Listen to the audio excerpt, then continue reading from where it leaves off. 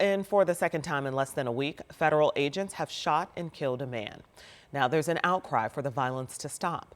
Demonstrators erupting across Maine as civilians and lawmakers want answers.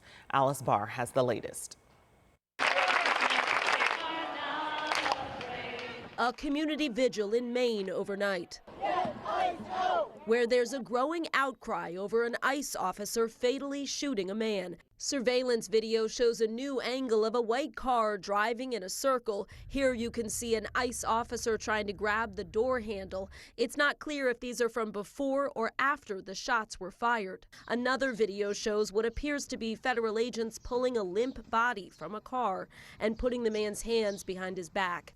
In a statement, an ICE spokesperson said the vehicle attempted to flee and that, fearing for public safety, an officer fired his weapon, saying ICE was there conducting targeted surveillance on the last known address of someone with a final order of removal when a person who was not in the country legally left the house in the car.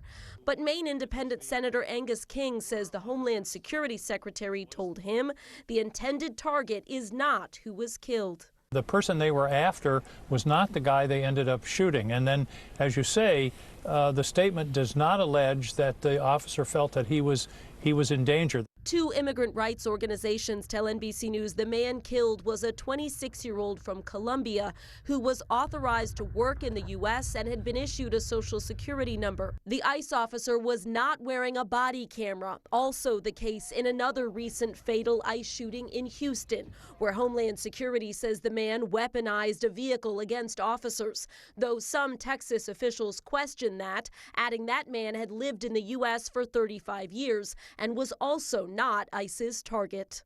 The DHS Inspector General's office is now investigating the Maine shooting, according to a person familiar with the investigation. It comes as ICE is ramping up its arrests nationwide. A source familiar told NBC News the agency arrested more than 1,300 people this past Saturday and 1,100 on Sunday, up from 600 per weekend day on average last month. In Washington, Alice Barr, NBC News.